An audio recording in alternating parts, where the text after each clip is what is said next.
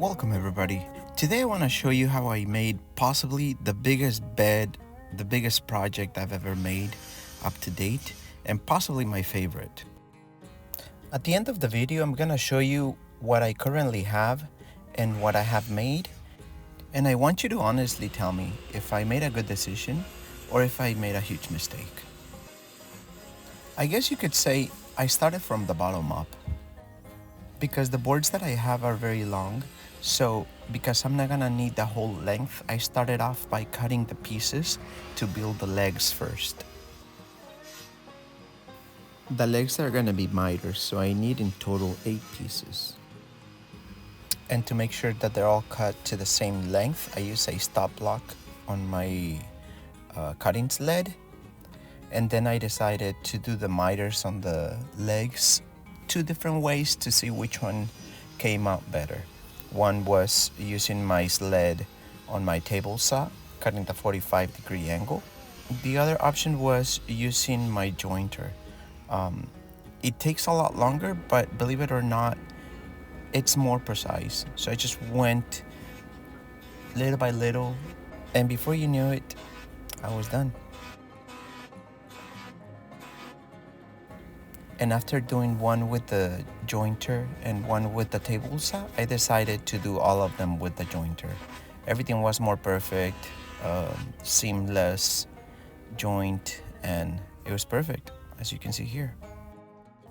A lot more cleanup, of course, but even that was satisfying. And once I have the miters done, I cut an angle to the legs so that it's not so square. And obviously what I did to one side, I did to the other, because once you glue the miters together, you're gonna have an angle on both sides. And once I marked the angles that I wanted, I used my homemade tapering jig to cut the angles. And using the stop blocks, pretty much, I cut one, then the other. But I did have to change the tapering jig when cutting the left and the right. Once cut, I did make sure that I liked how they were gonna look. I put them together with the miter angles, and once I verified everything fit and I liked the angles, I went ahead and proceeded to the gluing portion of it. Based on some recent projects that I've done, I can tell you that tape and glue is not always the best option, but when there's not a lot of pressure needed, tape is a very good option. And that's exactly what I did with the legs. I just put the tape before I put the glue, and once I applied the glue, then I just used more tape to apply a little bit of pressure, and I did the job pretty good. Unfortunately, you don't see it on this shot, but all that squeeze out glue, I cleaned it up before it dried out. So later I would just remove the glue, and it was all nice and clean. Obviously, it still needed a little bit of sanding, but that was pretty much it. Okay, this part might be a little hard to understand, but bear with me. These boards are gonna compose the bed frame. So essentially, all of these 3 boards were one long board, each one. But each one is thinner than what I need. But if I glue 3 together and then cut the 3 in half, I can have 2 thicker boards. Does that make sense? Okay, but in order for me to glue them together, I use dominoes to make sure they're kind of aligned and I don't have to do too much sanding. So after applying some glue and putting the dominoes on their respective spots, then I'm just gonna use some clamps to put some pressure and make sure I get a nice squeeze out, which is gonna let me know that I did join them very well and I'm not gonna have any gaps anywhere. By the way, I did join them before I glued them to make sure I had a very nice seal. And I always like to remove the squeeze out bit before it's fully cured, so that way it's easier, and when it comes time to sanding, you don't have to spend too much time sanding. It's not as difficult anymore. Okay, and once the glue dry, like I said before, I'm gonna cut them right in half, And this is gonna give me the forged size that I need for the bed frame. I did leave them a little bit longer than what I need just to make sure I have a little bit of wiggle room. But here's what I'm talking about, the bed frame. Now all four sides have the same width.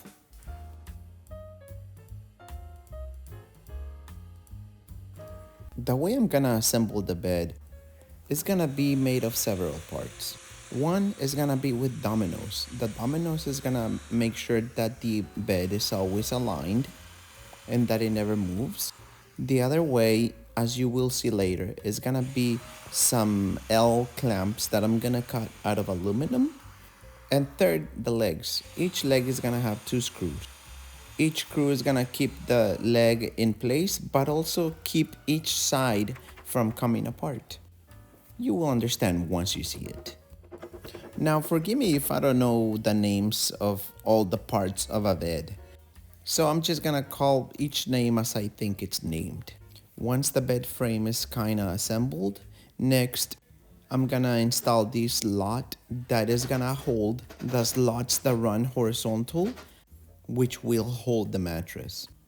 And forgive me if I jump back and forth, but this piece of aluminum, I think it's 1.25 inches or 1.5 inches. I bought at the big box store, and I just cut it to pieces.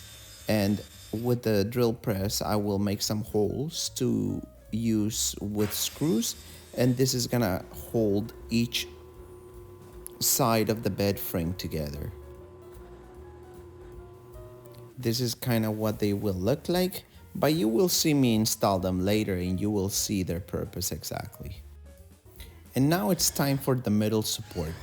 I decided to make it very thick and sturdy, so I use a 2x2 to serve as the bottom support, and then a 4x1, which is gonna be the top piece.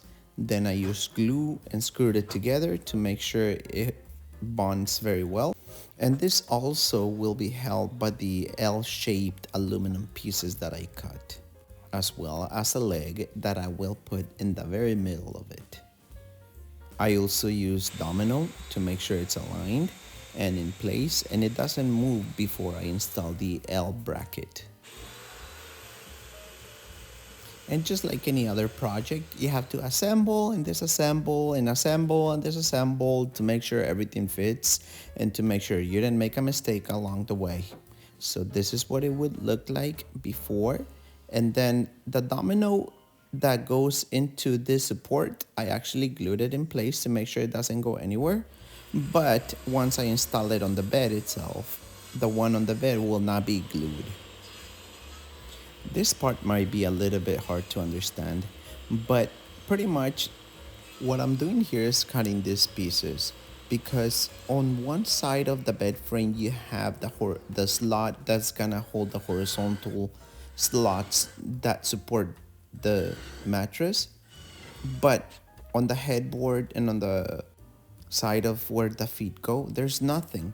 So these pieces of wood are gonna be installed there to pretty much serve as a landing place for the feet, as you will see in a little bit. Because I want this bed to be able to be taken apart, I'm gonna be putting some threaded inserts on the legs. And again, by doing this will help us to bring together each side of the bed frame and keep it in place so that the sides don't open up. And this right here shows you what I was talking about, the feet being supported by that additional wooden piece. Also here, I'm marking for where the threaded inserts are gonna be and also for the middle leg that is gonna give it more support for that middle piece, the middle support. Using a guide, I drilled a hole for the threaded inserts and then just adding a little bit of CA glue, I installed the threaded inserts. And for the middle leg support, I'm just gonna be using dominoes, and the dominoes are just gonna keep it in place, guide it, make sure it doesn't fall out if we move, but I'm not gonna be gluing it together. It's pretty much gonna be held there by pressure.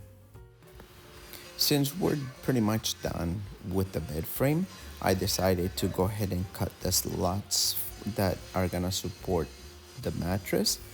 And for this, I used poplar because it's a pretty strong wood and it's not as expensive as walnut.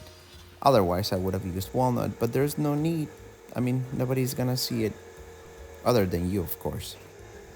And I installed these pieces of wood to make sure that the spacing was equal all throughout. Once this was complete, I took everything apart and rounded over everything, including the bed frame and legs and everything. It's just gonna make it so much smoother. And once this is complete, the next part is to figure out the side nightstands, which are gonna be floating. Now we're gonna make the side drawers, which is gonna be 19 3/4 by 16. It'll look something like this.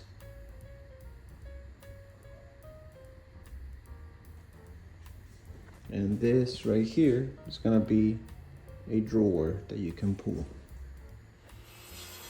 And with that in mind, I proceeded to make the box for the drawers, which is gonna be waterfall as well. Well, I shouldn't say as well, but it's gonna be waterfall. So I'm gonna be mitering all the corners. By cutting all the corners with miters just like this, it allows you to, in essence, fold the wood and have the grain continue all throughout, except at the last part where it unites, because there's a process to do that, but it's too much for some place that it's not gonna be seen. But you're pretty much removing these little pieces here, here, and there to continue the grain and be able to fold the wood in itself.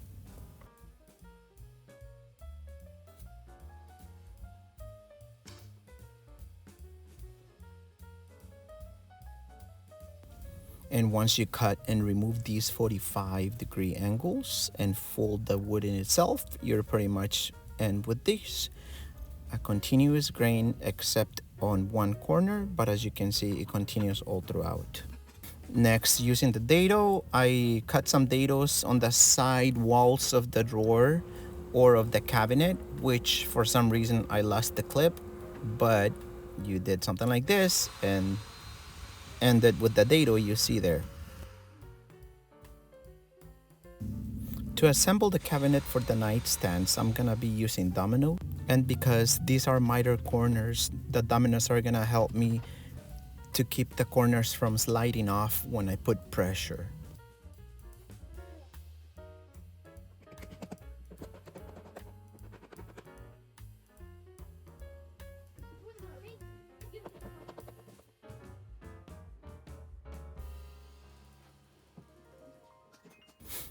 And once the glue is complete and I remove all the straps, then you can actually see the continuous grain once I do a little bit of sanding.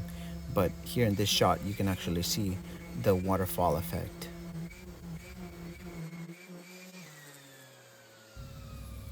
Keep in mind, because it is plywood, you actually have to keep the corners sharp. Otherwise, if you round them over, you will expose the plywood, and that's no bueno. To continue, I measured the interior space for the metal dividers and went ahead and cut them. I figured this would be easier than trying to glue the metal divider along with the miter corners. I think that would have been a little bit of a nightmare. And also you get a better measurement once the box is actually glued on, because then you have no room for error. I next went ahead and cut, jointed, and glued together the pieces that are gonna form the drawer faces, and this is what I'm gonna be using.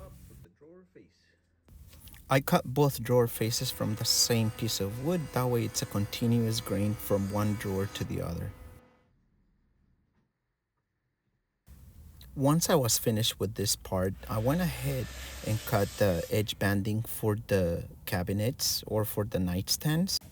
At first, I wasn't sure if I was gonna round over the edges on the nightstand, so I cut them 3/4 inch thick. I then later decided to leave them square, but it gives you the option in the future if you want to round them over. I mitered the corners to give it a more pleasant look and decided to use tape only as pressure and use not so much glue so that there wouldn't be too much squeeze out, but just tape itself did a really good job.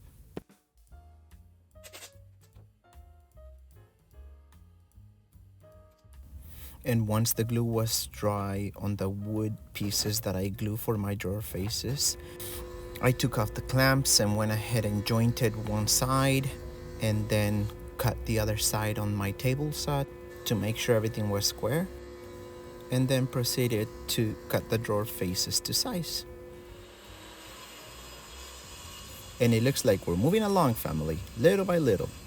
And if you're still watching, I want to take a moment to thank you guys for following along with my journey. I do what I can with the tools I have, and I always think that I'm out of my league by building this kind of project, but in the end, they turn out pretty good, I think. So thank you guys, and thanks for watching, and please subscribe if you haven't yet.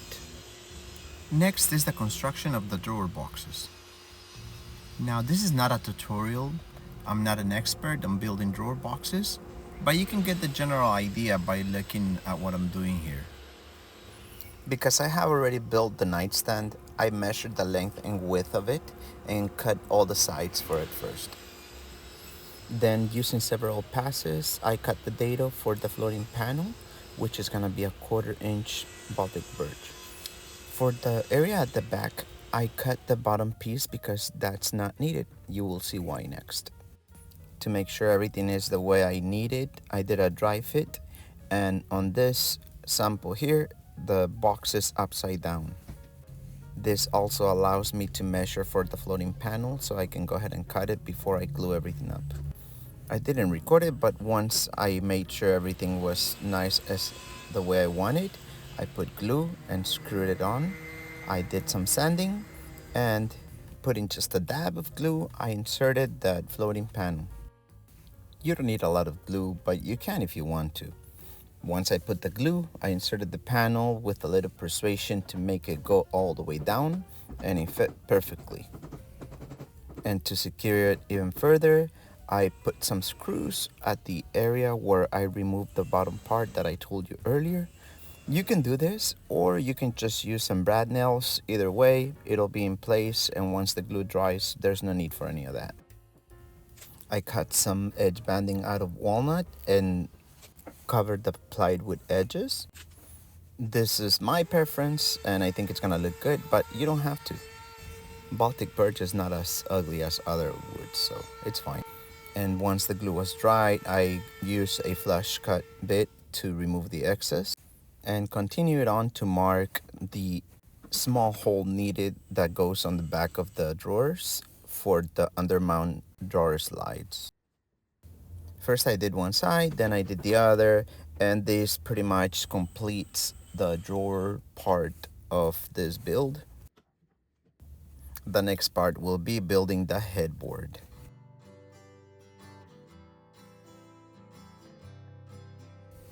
For the headboard, I'll be using 2 sheets of walnut plywood. One full sheet will extend the width of my bed. The other sheet I will cut in 2 pieces to go at each side of the bed. This will allow for the middle part to be one continuous grain, and each side where the nightstands will be will look the same as well because they come from the same piece of plywood. Since the headboard will be hung on the wall, I'll be using French cleat as my technique to hang it. And because I'm gonna be picture framing pretty much the whole exterior of the headboard, I decided this is a good time to install the French cleat so that when I install the picture frame around it, the picture frame will cover this part as well. And this is to give you sort of an idea what it's gonna look like. So the areas in the middle where the two plywoods unite, I'm gonna be using just a thin piece of walnut to cover the plywood edge, but all the way around the exterior, it's gonna be a 3/4 piece of wood. And that's what's gonna form the picture frame. To install the interior edge banding, all I use is tape for clamping pressure, and it worked just fine. Because once the glue dries, a quick flush trim gets rid of all the excess. It makes it nice and flush.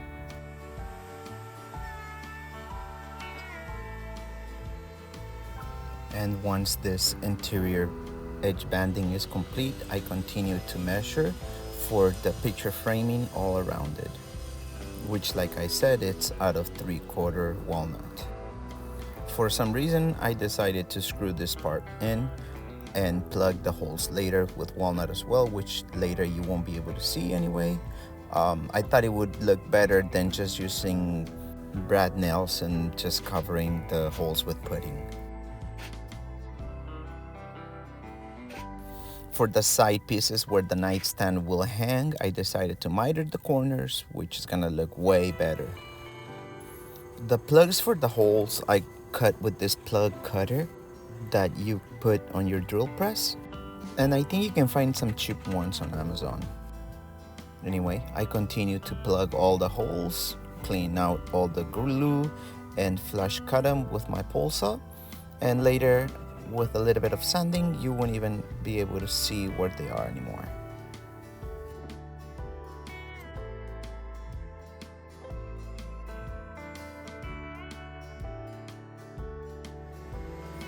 Before moving on to sealing everything, I decided to sand to 220 because it's gonna be nice and smooth.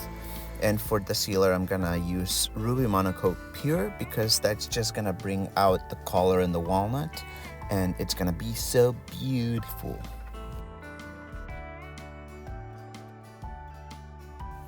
For me, it never gets old seeing the actual wood colors come to life when you apply the sealer. I think it's so satisfying, not only to me, I think for everybody.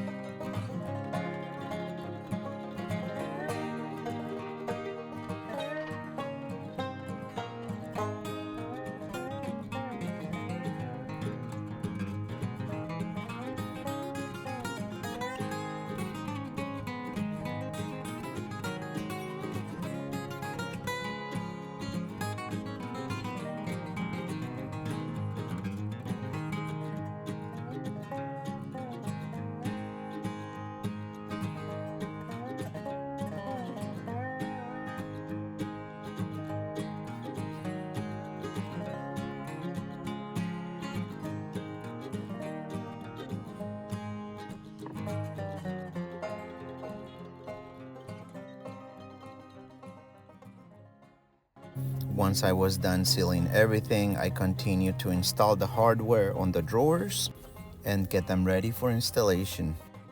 If you haven't noticed, I'm not a professional woodworker, I'm a hobbyist, but I haven't used any other type of drawer slides or drawer mounts other than these Bloom undermount, and they actually are very easy to use. A little pricey, but reliable.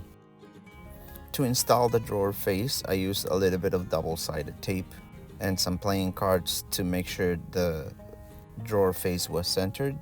And once in place, you don't have to remove the double-sided tape because it's so thin. Just use some clamps to make sure that the drawer face doesn't move anymore, and put some screws from the inside to attach it in place.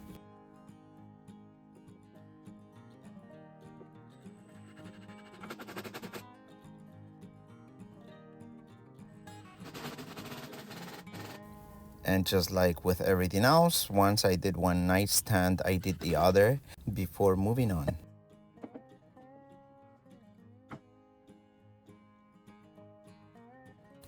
Next, I installed the French cleat on the back. This is gonna help me hang the nightstand on the headboard, but also provides a little more structure to the nightstand itself. And to do this, I just used pocket holes, which is a perfect application of pocket holes. And this other piece is gonna be on the nightstand, and as you can see, it's not the same size, so that it gives you a little wiggle room to move the nightstand from one side to the other.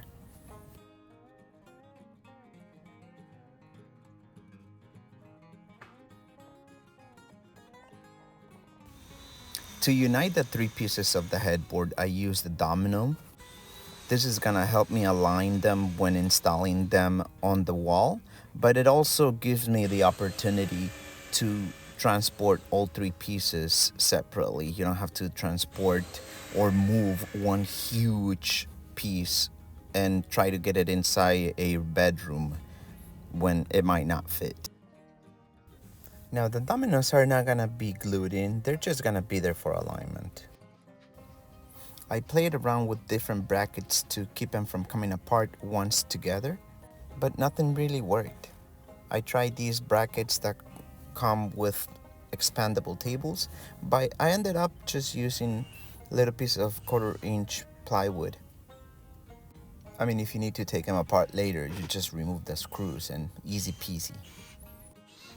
Once I was done marking where these pieces of plywood would go, then I continue to mark where the French cleats are gonna be to hang the nightstands on the headboard. Now you might think that it's pretty close to the ground, but it is not, I assure you, because the headboard it's gonna be about 6 to 8 inches off the ground. Remember, these are kind of floating nightstands. After putting like a million screws, then I needed to mark a place where I'm gonna install an outlet that has connections for 110 and also for my phone. So I needed to cut this piece out. The blue tape helped me from scratching the surface of the area, but also from chipping the veneer on the walnut ply.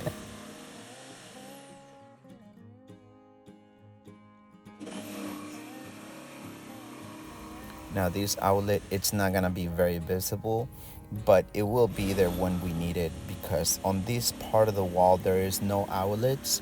So the extension cord is gonna run under my bed towards the right side where there is an outlet, and they're both gonna be connected to that outlet. You don't see it though. Once done with that, I put a little piece of wood underneath the nightstands to secure it to a headboard, because potentially you could just accidentally lift it off the French cleat and make it fall if you don't have anything attaching it to the headboard.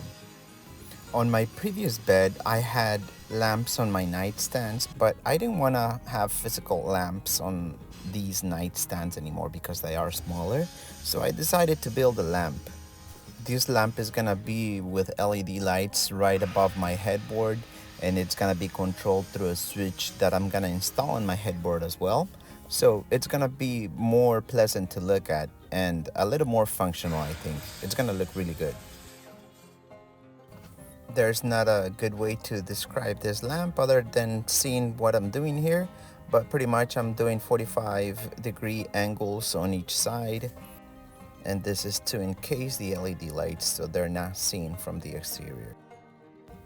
And just like previously, a little bit of tape is gonna provide enough clamping pressure for this 45-degree miter. You might not know where we're going yet, but this piece is gonna be the base that is gonna install on the wall, and is what's gonna be holding the lamp in place. Even though you can barely see it, I will edge band the edges so you don't see the plywood, and clean up this little area because I want it to be natural. I want there to be something that you can see that is real wood, not just some veneer. And because the light is gonna be shining through this hole, I think it's gonna be looking pretty good. And once the glue is dry, I apply these edges to the bottom pieces. This is gonna allow the LED lights to hide inside this small area, but also is gonna allow us to create a gap where the light is gonna be shining through. You'll see in a minute what I mean. In essence, this piece is gonna be on the wall and this is gonna be like this, and the light is gonna be coming out through that small gap in between both edges. And of course it's not done yet, but we're almost there. All we need is to round over all the edges and a little bit of sanding and install the LED lights, and that's pretty much it. Oh yeah, so this hole right here is where you actually secure the front part to the wall. All there's gonna be is just a little screw there, and you'll see what I mean later. Here I'm marking where the screw is gonna go, but because it is going on plywood, I'm actually gonna make this hole big with Forstner bit and install a piece of wood so that when we put the screw in, it's going into something solid, not just plywood that it might split apart with a little bit of pressure. With a little bit of glue, I put this dowel in, and later I will be coming back to flush cut it. And just this little piece of dowel is gonna give it more strength to withhold the weight of the whole lamp.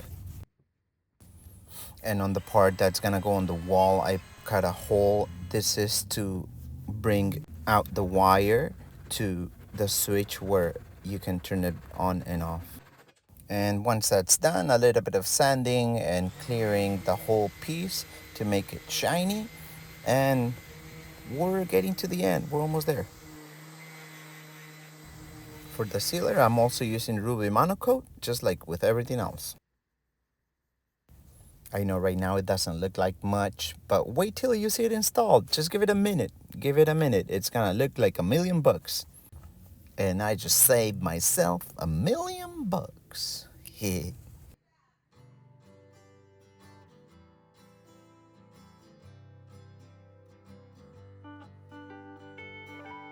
And I will spare you the install of all the LED lights because it's just some connecting and sticking together and screwing down, but this is what it looks like.